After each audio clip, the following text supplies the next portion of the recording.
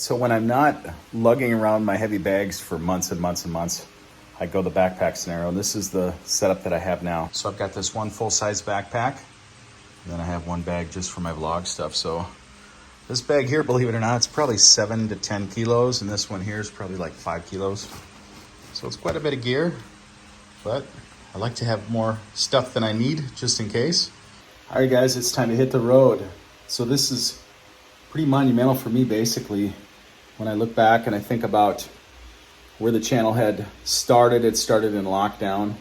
And the last time I stood at this doorway to actually go somewhere was when I had to leave. And so this is kind of monumental, kind of a little bit emotional, kind of like the beginning of being back, the beginning of my traveling quest for the Philippines.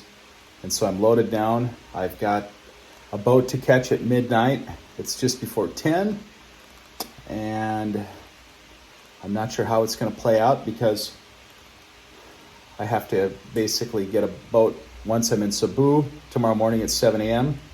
to Cagayan De Oro. Now, I have no idea what time the boats run, and you ask people and everybody has a different idea. You look online and they're showing boats that were canceled that are still listed, and it's a big mess. So the thing you have to do is you just have to go there and then figure it out from there. And we're going to take the motorcycle this run.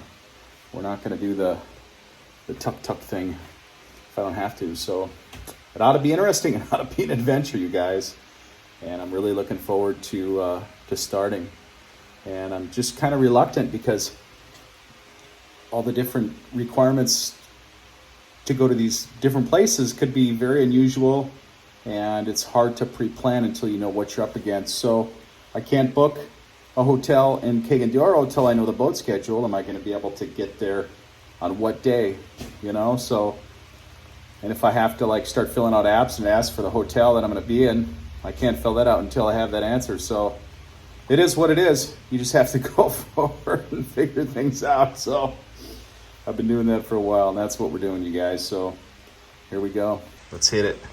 Let's go. Let's rock and roll. Here we go, Philippines. Here we go.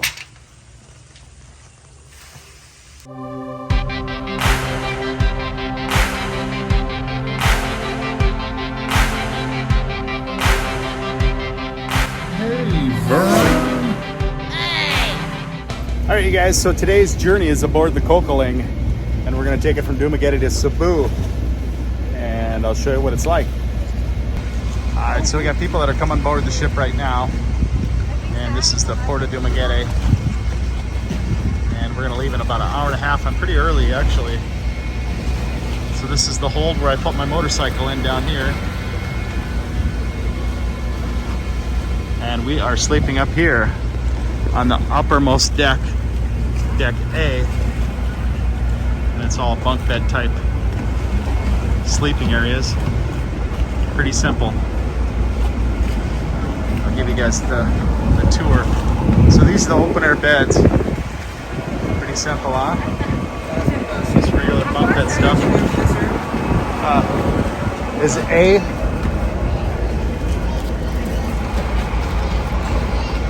Go upstairs, sir. It's the first room on the right? If you go upstairs, that's your accommodation. You go inside. The first okay.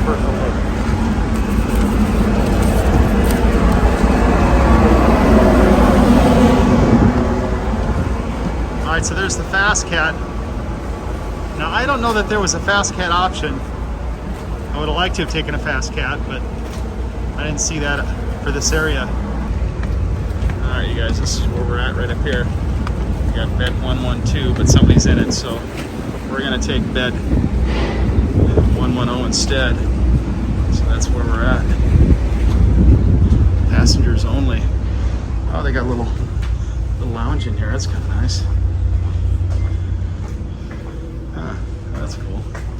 We got a kitchen in here. Sometimes they do. All right, so we got a comfort room in here. Oh, this is the luxury rooms. All right, I see. Okay. It's been a while since I've taken this boat. It's a little bit different than the one I was on last time. Sometimes they have like a little kitchen in there somewhere. Buy some food.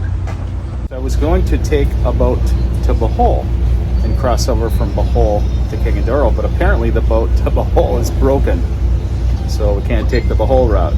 Now, they used to have a boat, I believe, from here, direct boat that went from here to Cebu and then to Cagayan De Oro, but instead we have to go to Cebu and get on a different boat, and it was pretty expensive. I think I paid, let's look at my ticket, I think it was like $1,700 to take the motorcycle on this route, and I still have to book a boat from Cagayan De Oro to Cebu, Cebu to Cagayan De Oro.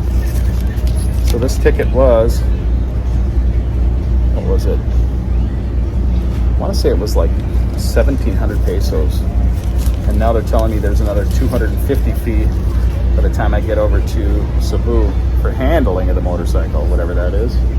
So we're going to be into this about $40 just to get me and the motorcycle to Cebu, and then I have to book another ticket, which could be another $40. So if you want to take your motorcycle, it's going to be pretty expensive, and I'm just finding this out. So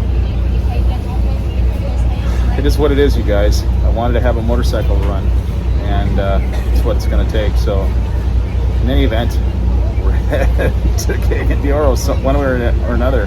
Now, I couldn't book a room because I don't know what time the connecting boat is, and everything online is kind of sketchy, so I'm going to basically wing it. Once I get to the port in Cebu, I can find out when the boats leave and what's running to Cagayan De Oro, and then I can find out what the requirements are, and then I can book a hotel night for whenever. Then I can book a hotel for whenever. So I'm not even sure what time it leaves, what time it arrives, and that's why I just kind of left everything open-ended. I didn't want to make any plans and have anything canceled and be out money. So yeah, even if I had to stay in Cebu a night to figure things out, I would do that. But in any event, onwards we go. So this is kind of interesting. Even down here, they have some video games that you can play. And they have a dedicated karaoke room. It's kind of surprising to see on a boat like this. Now, let's hope things don't get too rough, because they also have a chapel in here. Let's hope things are calm and steady, because we don't need to be in here tonight, or tomorrow for that matter. There you go, on the Cocaling, headed to Cebu.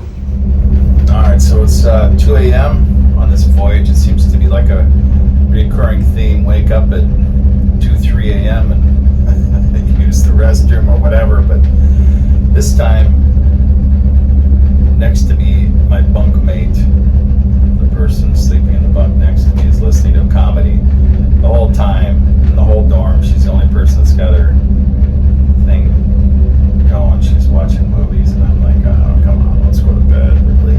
So anyway, it is what it is. So until 7 a.m. So that's all I got to report. In the bathroom on the boat. I'm heading back. Good night. Almost there, you guys. About 5 minutes and we'll be in Cebu City.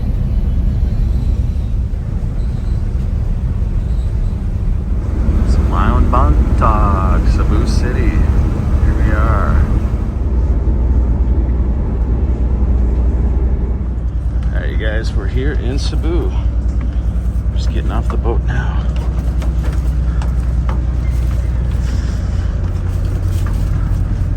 All right, guys, good morning. So I made my way over to the head office for Cocaling. There's a boat, and got a helmet head here. Look at that, that's attractive.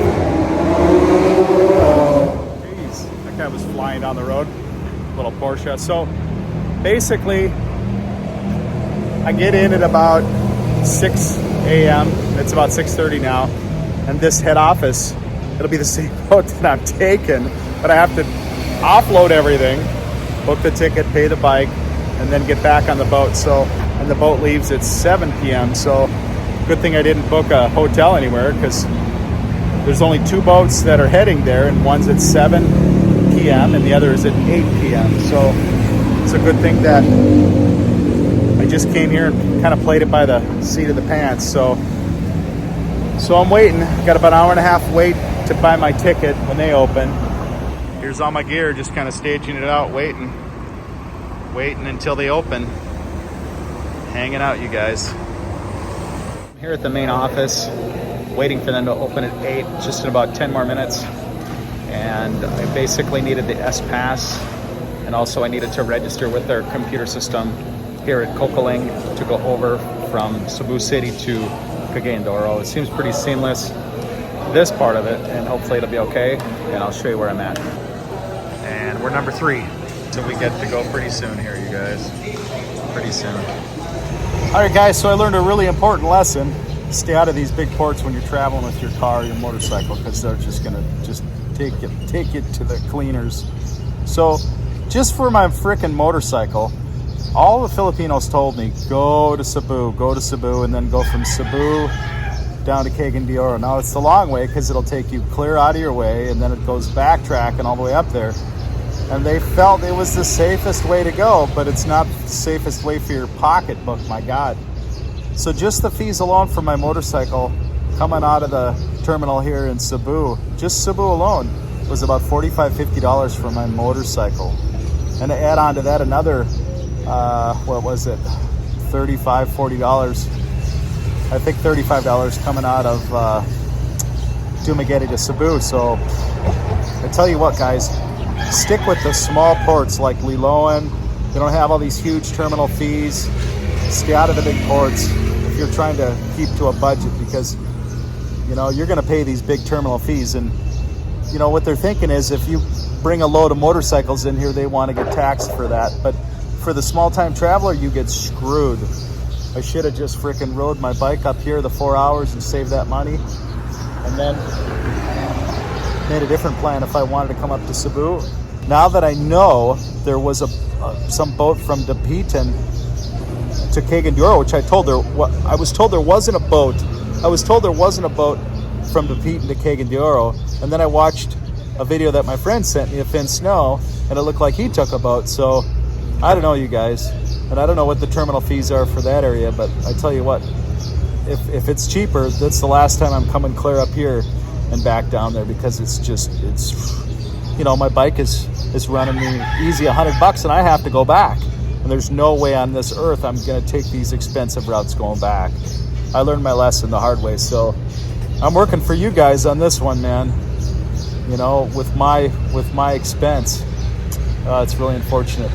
I never imagined that taking a motorcycle island to island would be this much. I just never imagined it. So, you know, if I were to go from Liloan to Cebu from Dumaguete, it would have been hardly anything. Maybe 200-300 pesos instead of 1,700 pesos, which it was to come up on the boat all the way up to Cebu. So I learned my lesson. And that'll be the last darn time I do that again, you guys. The last time. So stay out of the big ports if you're traveling with a car or a motorbike, unless you absolutely have to. Take the small ferry crossings. So we're at the port again. It's about, I think, 5:30. So this boat leaves at 7. And we're just loading things up right now. So I got my motorcycle sitting in the back here, and I'm hoping that they don't forget it. So I'm kind of making sure that nothing gets forgotten. So there's my bike kind of sitting back there, if you can see it, straightforward. And I got all this other stuff they got to put on the boat. They've been putting loads and loads of cement. Got all this lumber that's going on there. This is our boat. The Coquelin. And we're headed to Cagayan De Oro from Cebu City. You got to say like and subscribe. All right, so this is one of the ships that went down from the typhoon, from what I understand. Look at that. There's a lot of damage here at the port. Can't really tell too much, but you have to look around to find it. We took this from Dumaguete to here, and now we're going to take it to Cagayan De Oro. So we got our motorcycle loaded up on the boat, and we're just about getting ready to go. It's about 6:30, and we're maybe about 30 minutes behind, but the boat is full of cargo. Cargo, huh? All right, you guys, gonna be heading out pretty quick. Got a 10-hour ride ahead of us. So here we go. Here we go.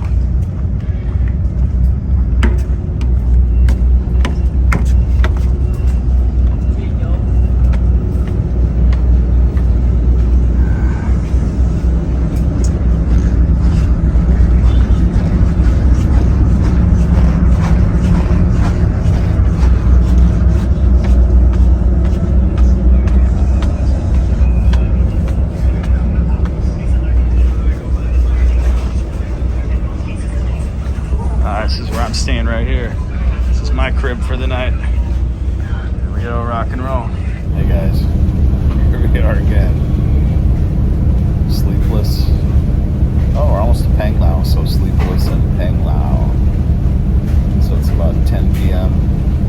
and I'm gonna sleep, I don't know, about 3 hours. So, grooving, man. It's about the most sleep I think I've had in almost 2 days, so I'm happy for that.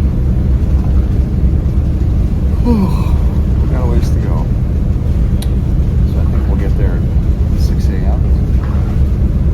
I'll give you another update when we get a bit closer. Alright guys, it's 5 a.m. We're almost there. Almost there.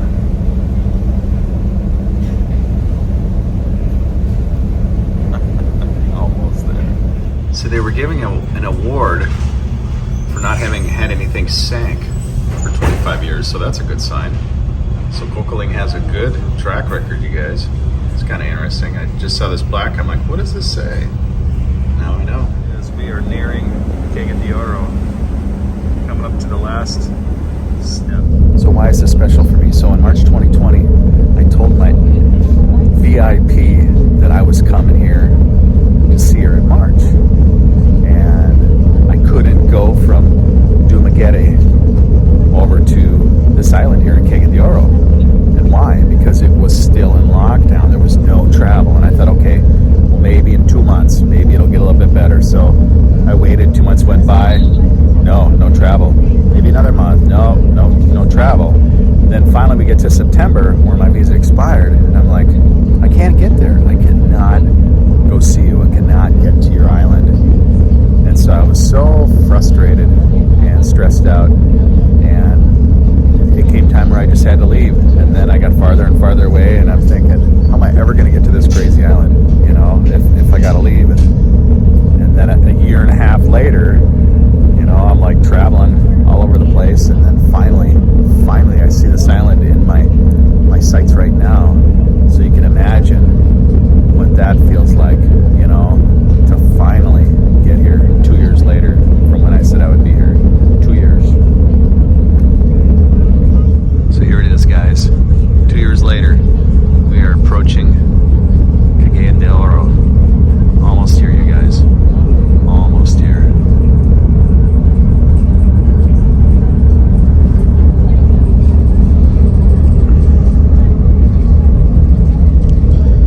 We are almost in the port.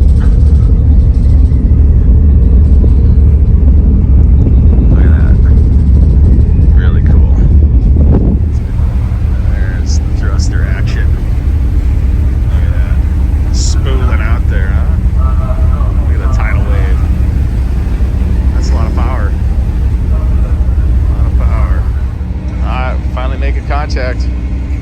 Just about there, you guys. Last few seconds.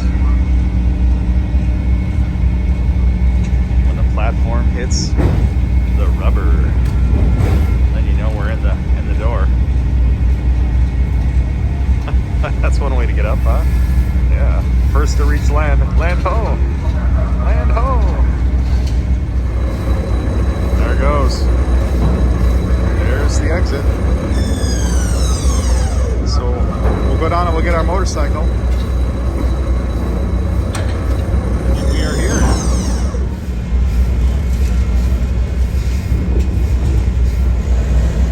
So it looks to be a pretty low tide, so I'm not sure how they're gonna do the ramp. It's gonna have to be pretty steep to get the motorcycle up.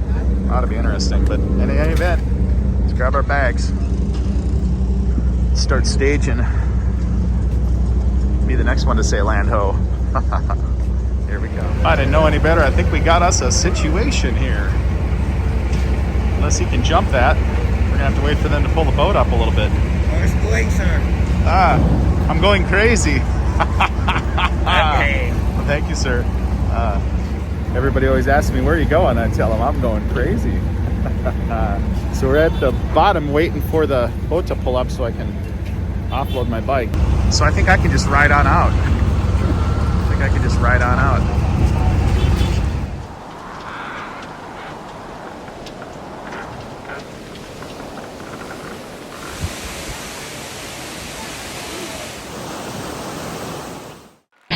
Hey, Vern.